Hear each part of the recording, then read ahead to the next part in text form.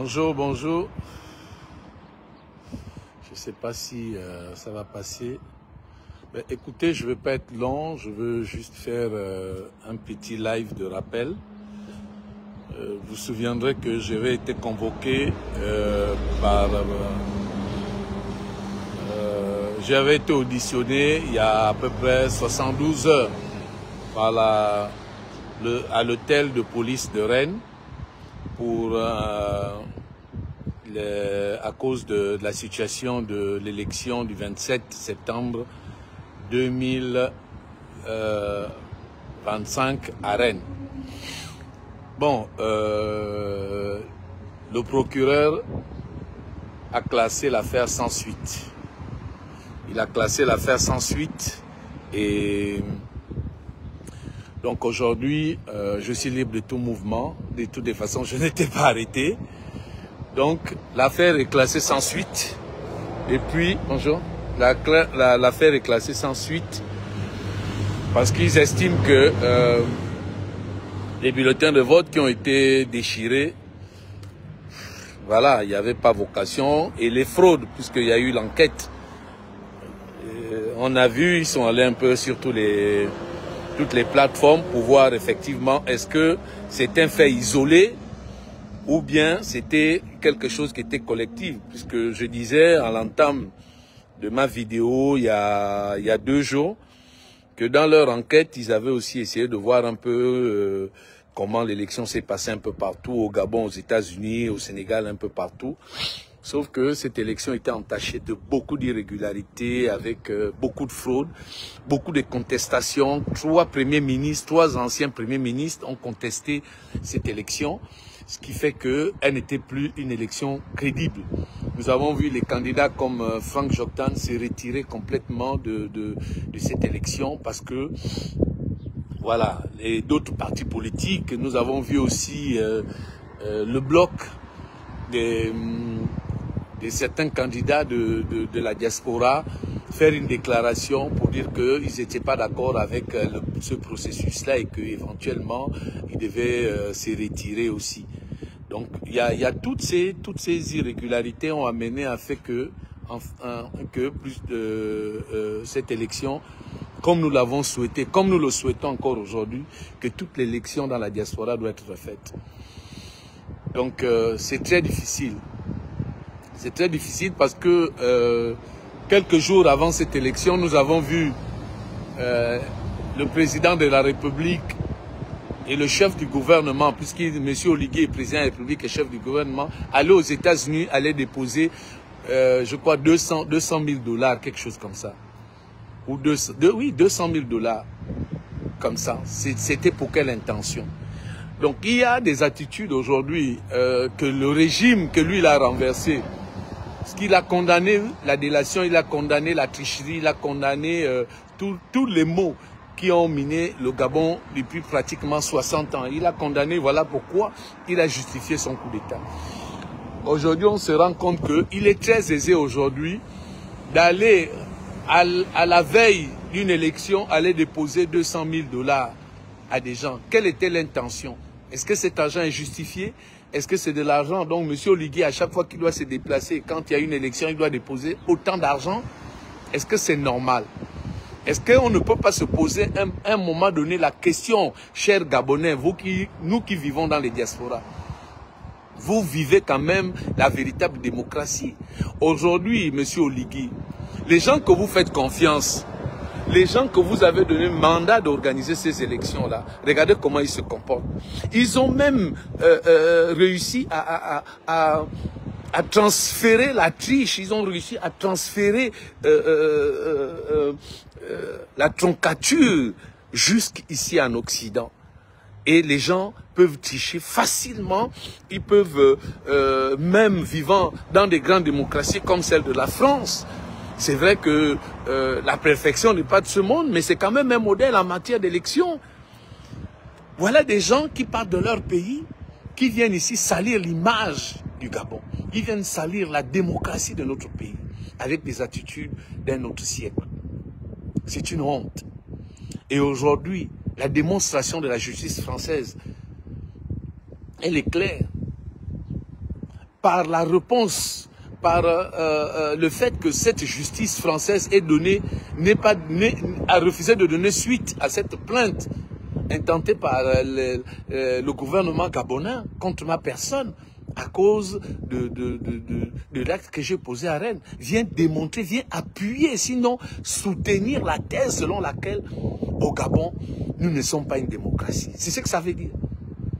Au Gabon, nous ne sommes pas capables d'organiser une élection législative sans pour autant qu'il y ait la salive, tant qu'il y ait l'encre et de salive, et même le sang. Donc je veux vous interpeller, nous vivons en Occident, nous qui vivons dans les diasporas, nous qui vivons dans les véritables et vieilles démocraties. Nous le voyons, pour certains on l'abîme nationalité. Nous voyons comment les élections se déroulent aussi. Nous voyons comment le débat politique est très élevé. Que nous sortions de cette ornière qui consiste à toujours tricher, à toujours être malhonnête, à encourager la délation, à encourager la tricherie. Il faut que ça s'arrête. Voilà, on est en train de réorganiser les élections. Quelle sera l'issue? Ça va être que Oligui va mettre des militaires encagoulés derrière aux urnes pour empêcher que les gens puissent contester s'il y a encore la troncature, s'il y a encore de la tricherie. Est-ce que c'est normal? Est-ce qu'à un moment donné, M. Oligui, on ne peut pas organiser une élection sans pour autant réfléchir sur les mécanismes de tricherie? Est-ce qu'à un moment donné, la verticalité d'un pays, c'est aussi la justice, c'est aussi le droit, c'est aussi l'honnêteté? Est-ce qu'à un moment donné, on ne peut pas tenter d'être honnête? Puisqu'apparemment, M. Oligui, vous êtes un homme d'église. J'ai fait exprès de faire là devant la croix, devant l'église, puisque vous êtes un homme d'église.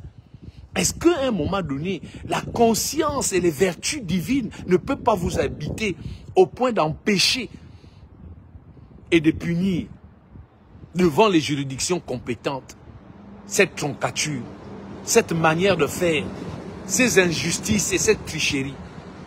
Est-ce qu'à l'intérieur de vous, est-ce que vous n'êtes pas habité à un moment donné par la justice? Est-ce que cette justice qui vous a poussé à faire le coup d'État du 30 août 2023, avec ce discours qu'on a vu, qu'on a entendu et qui est resté mémoriel dans l'esprit et les consciences des hommes, ce message qui était fort, on a dit, nous avons un homme dans ce pays.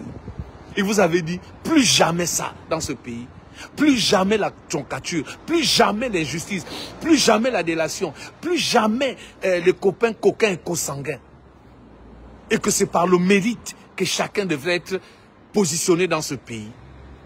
Comment pouvez-vous accepter que vos collaborateurs trichent, volent, assument devant la face du monde? Est-ce que vous avez pris le risque le 30 août en faisant ce coup d'État alors que les Nations Unies étaient capables de vous envoyer les casques bleus pour vous diriger? Parce que vous avez arrêté un ordre constitutionnel, cher monsieur. Vous nous avez érigé des monuments qui doivent symboliser la droiture avec le monument du cétri que vous avez mis. Tous les monuments que vous avez mis partout. Tous les discours que nous avons dit. Est-ce que le message qui consiste à aller vers la félicité, c'est celui de tricher? C'est celui de mentir? C'est celui des gens comme moi qui défendons la démocratie, loin de chez moi, loin de ma maison, loin de mes ancêtres? Quand j'ai posé cet acte, M. Oligui, c'était pour défendre la démocratie. Aujourd'hui, la justice française a rendu un verdict. Que ça va être sans suite. Ça va être sans suite pour moi. Mais ils ont pointé le doigt là où ça fait mal. Ils ont pointé du doigt sur la forfaiture. Ils ont pointé du doigt sur la troncature, sur le mensonge, sur l'injustice et sur la tromperie.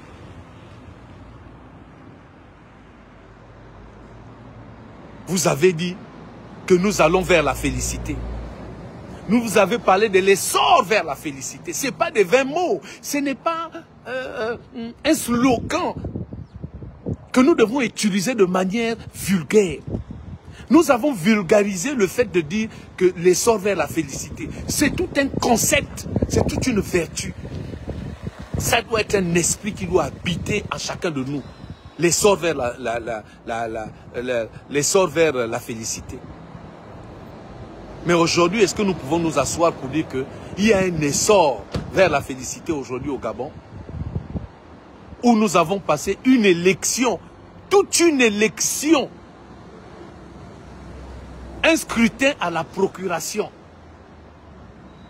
un scrutin où il y avait beaucoup plus de procurations que de votants.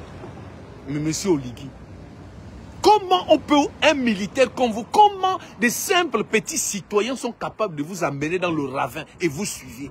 Vous ne sévissez pas. Vous avez voulu me punir, État gabonais, parce que vous êtes le premier administrateur, vous êtes le premier homme politique de ce pays, en me portant plainte. En me portant plainte, c'était pour remettre la justice. Maintenant que la justice française a donné sans suite à cette affaire, au Gabon, tous les tricheurs qui m'ont accusé, aujourd'hui, qu'est-ce que nous pouvons dire? Ça va être aussi sans suite. Tous les voleurs, toutes les flagrances que nous avons vues, ça va être aussi sans suite. Et c'est ça là que nous voulons, c'est cette nation que nous voulons léguer à nos enfants. C'est cette nation où vous vous êtes battus avec vos amis militaires pour mettre ce pays à flot, pour le sortir de l'ornière, de la tromperie, des détournements, des deniers publics, de l'escroquerie politique, de la délation, de la troncature. Aujourd'hui, monsieur Oligui, c'est un grand jour. Pas pour moi, pas parce que j'ai été innocenté, pas parce que les arguments que vous avez fournis, la justice française a trouvé que ces arguments sont fallacieux. Elles n'ont pas lieu d'être. Par contre, moi, on m'a félicité. Parce que j'ai sauvé la démocratie de mon pays. Oui, j'ai été... Par cette vidéo, ça a été viral. Je suis parti partout. On m'a insulté. Vous êtes allé trop loin avec votre administration, monsieur Oligui, en recrutant des gens qui ont le statut de réfugiés politiques, en leur donnant la possibilité de gérer une élection. Vous savez ce que ça fait? Voilà des citoyens qui étaient là, avec leur statut, avec leur petite famille, qui vont être poursuivis demain après-demain par la justice française. Parce qu'ils se sont mêlés, parce qu'il y a eu un mélange de gens. Voilà dans quoi nous sommes aujourd'hui. Est-ce que c'est normal? Est-ce que nous devons normaliser en 2025 la tricherie, la troncature? Est-ce que l'essor vers la félicité doit être quelque chose, un slogan que n'importe qui est capable de mettre ça au rabais? Monsieur Oligui, on a vu un jeune garçon, un jeune mineur de 14-15 ans qui a pris votre t-shirt où il y avait votre effigie. Il a frotté ça au postérieur. On a vu son grand-père se mettre à genoux. On a vu cet enfant aller devant les tribunaux. Il a été bastonné d'abord et enfermé. Parce qu'il avait touché à quelque chose de grand. Monsieur Oligui, la République sera toujours devant vous. Vous ne serez jamais plus grand que la République. Vous êtes un passant comme tout le monde.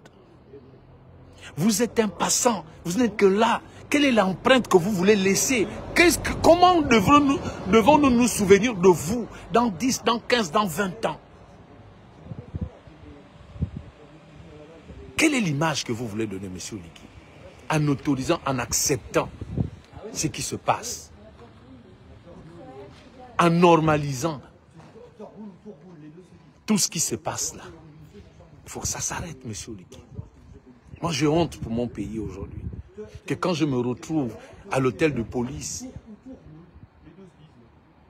et les motifs sont fallacieux, on en riait. Il m'a montré toutes les photos, l'enquêteur m'a montré toutes les vidéos du Gabon. Ça les a donné l'occasion de faire un rapport. Parce que c'est ce qui s'est passé là. Ils ont fait encore un rapport. Et aujourd'hui, comment le Gabon va se porter? Qu'est-ce qu'on dira encore? C'est moi qui ai fait mauvaise presse? Non, monsieur Oligui. Ce sont vos amis que vous avez nommés à la tête de l'administration et qui ne sont pas capables. Vous imaginez que l'administration judiciaire française est allée jusqu'à voir la proclamation par le ministère de l'Intérieur du vote, comment il balbutiait, comment il donnait des résultats, il échangeait en direct de la télévision. Vous pensez que ce n'est pas une honte? Monsieur devrait devrait pur et simplement, s'il avait un peu plus de l'honneur et de la verticalité, démissionner. Il n'est pas digne d'être le chef de l'administration territoriale. Ce monsieur est une calamité. Vous ne pouvez pas. Il n'a pas la carrure, il n'a pas la stature. Regardez quand il lisait. Et pendant ce temps, je voyais comment l'enquêteur me montrait la proclamation de cette élection. J'avais honte pour mon pays. J'avais honte pour notre démocratie. J'avais honte pour tout ce que vous avez accompli. Tout le combat politique que vous avez fait, monsieur Oligui, pour sauver ce pays du marasme dans lequel il était. Parce que nous étions devenus une véritable honte. Vous avez créé un souci d'orgueil à un moment donné. Vous nous avez donné du baume au cœur, nous les activistes. Nous avons dit qu'on ne pouvait plus admettre cela. On s'est tous rangés, on a dit oui, c'est vrai. Mais aujourd'hui, c'est reparti. Et la justice, tous les rapports, là, la plainte que vous avez, ça restera dans les archives. Et nous allons normaliser le fait. Ils m'ont posé la question, j'ai dit, moi j'ai honte pour mon pays. J'ai honte et je me bats pour que la démocratie, puisque c'est le seul système de gouvernance que nous avons choisi, que la démocratie soit quelque chose de bien. J'ai honte que M. Oligui, en 2025, que vos concurrents politiques soient exilés de force dans leur pays et à l'extérieur de leur pays. Quel est le modèle que vous voulez donner aujourd'hui? Quelle est la perception que vous voulez donner à vos confrères à gauche, à droite? Vous n'allez pas faire comme vos homologues qui sont dans la sous-région. Comment ils ont muselé la démocratie? Comment ils ont muselé les politiques? Parlant du Congo, vous êtes allé vous mettre au garde-vous. Comment M. Moukoko est séquestré?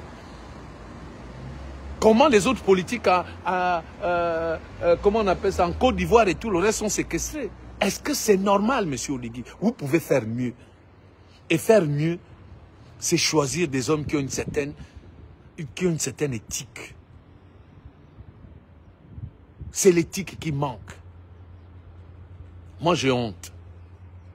Je voudrais vous dire, M. Oligui, il n'est jamais trop tard. Le 12, là, c'était hier. Vous avez prêté serment à moins de 3 mois. Nous sommes déjà dans un marasme. Vous voulez mettre qui à l'Assemblée nationale pour nous représenter? Des hommes sans verticalité, des malhonnêtes, des voyous en tout genre, des gens qui ont le mépris du peuple qui les a établis. Mais M. Oligui, mais vous voulez mettre les gens qui ont le reflet de ce que vous êtes? Parce que vous-même, vous avez traité des Gabonais des gens de moins du tout. La main qui demande est en bas. Vous êtes venu avec un lexique politique pour piétiner, pour infantiliser les Gabonais, les gens qui vous ont élus, les gens qui sont capables de vous porter le jour où vous serez en difficulté. Vous les méprisez. J'ai accompli le même devoir que vous, monsieur Oligui. Le même devoir. À quelques exceptions près, oui, je l'admets. Vous vous êtes battu pour sauver la démocratie en faisant le coup d'État. Je me bats pour sauver la démocratie en annulant un bureau de vote. Ça me valait 6 mois de prison et des amendes incalculables. Pourquoi, M. Oligui? Pourquoi? Pour des gens qui ont fauté, pour des gens qui ont triché, pour des gens qui ont tronqué, pour des gens qui ont multiplié des procurations dans le but de tromper le peuple, de vous tromper à l'extérieur de leur pays. C'est une honte. J'ai honte, M. Oligui. Bonne journée à vous. Je reviendrai là-dessus. Mais merci. Merci à tous les Gabonais qui m'ont soutenu. Merci à des gens proches de moi, loin de moi, qui ont compris que l'acte que j'ai posé, ce n'était pas, comme disait un certain monsieur, oui, il veut faire le buzz, le buzz, le buzz. Ce n'était pas du buzz. Quand on n'a rien compris de la politique, et quand on est un opportuniste, un aplavantiste politicien, un rampant, un couché, on peut se permettre de parler du buzz. Mais quand on a un peu plus de recul, quand on a lu véritablement le code électoral gabonais, la constitution de notre pays, ce que j'ai fait, c'est rien à côté de ce qui devrait être fait dans cette diaspora. Donc je veux vous remercier, des hommes, des femmes, mes enfants, mes amis, ceux qui me suivent dans les réseaux, tous les encouragements, je veux particulièrement vous remercier. La liste, elle est tellement longue que je n'aurai pas l'occasion de citer ça, non, le live ne va pas finir. J'ai reçu énormément de messages d'affection, des messages de soutien, des messages d'amour pendant cette épreuve. Ça n'a pas été facile pour moi. On a voulu me faire passer pour un vulgaire délinquant. Bonjour Madame Adibé. Merci à vous aussi pour vos messages d'encouragement. Voilà des grandes dames que nous devons avoir avec une certaine verticalité. On m'a insulté. On a menacé mes enfants. On a envoyé des messages. La police m'a demandé, est-ce que vous voulez une protection? On peut vous protéger. J'ai dit non. Parce qu'ils se sont dit à un moment donné, il devait avoir quelques fanatisés, quelques personnes fanatiques qui pouvaient commettre l'irréparable. Parce que nous en connaissons des fanatiques dans ce pays. Avec l'agression que nous avons vue le week-end dernier avec notre jeune sœur Tamara. Voilà les gens que vous avez amenés, M. Oligui. Voilà les gens qui soi-disant vous soutiennent, qui agressent les gens, qui insultent les gens. Et qui n'ont aucun respect des institutions de notre pays. Et qui peuvent les fouler le matin à midi, toute l'après-midi, le soir, toute la soirée, toute la nuit jusqu'au lendemain, sans être inquiétés. Voilà des gens sur qui vous comptez. Voilà, c'est comme ça. Donc, je veux vous remercier. Et la bataille n'est pas finie. Certains pensaient que j'allais être condamné à mort ou guillotiné. Mes amis, quand vous ne connaissez pas les gens, apprenez à la fermer. Nous allons écrire l'histoire de notre pays. Nous allons vous forcer à être des hommes et des femmes honnêtes, intègres. Nous allons vous forcer. Je prie que M. Oligui prenne des décisions radicales, comme un militaire fait. Un véritable militaire. On vous aurait tous arrêtés et foutus en prison. Parce qu'on ne peut pas avoir fait un coup d'État pour redresser ce pays et certains veulent l'amener davantage encore dans les confins de la médiocrité. Donc je voulais vous annoncer cette affaire par la justice française a dit sans suite. Sans suite. Ce n'est pas du favoritisme. Ils ont jugé. Le procureur a rendu son verdict. On m'avait dit dans 2 semaines, mais vous voyez, c'est mardi que j'étais là-bas, on est jeudi aujourd'hui. En espace de 48 heures. Parce qu'ils ont pris toutes les vidéos. Les gens qui m'insultaient à l'extérieur. Mais la France est un pays organisé. Ils ont des caméras partout. Ils m'ont montré des gens qui m'insultaient pendant que je prenais mon véhicule. Que voilà, vous voulez porter plainte. J'ai dit non. C'est une bande de lascars, une bande d'ignards qui ne savent même pas ce qu'ils font.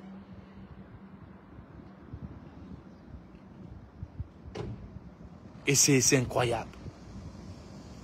Nous allons changer ce pays. Que vous le vouliez ou pas. Nous avons l'espérance que ce pays mérite mieux. Et ce pays mérite des hommes et des femmes qui ont une certaine intégrité. Vous êtes venus vous attaquer à ma vie privée, il n'y a pas de problème. Comme c'est sans suite, je vais donner suite. J'attendais ça. Comme c'est sans suite là, tous ceux qui m'ont agressé, tous ceux qui m'ont insulté, dans les posts, j'ai tout documenté.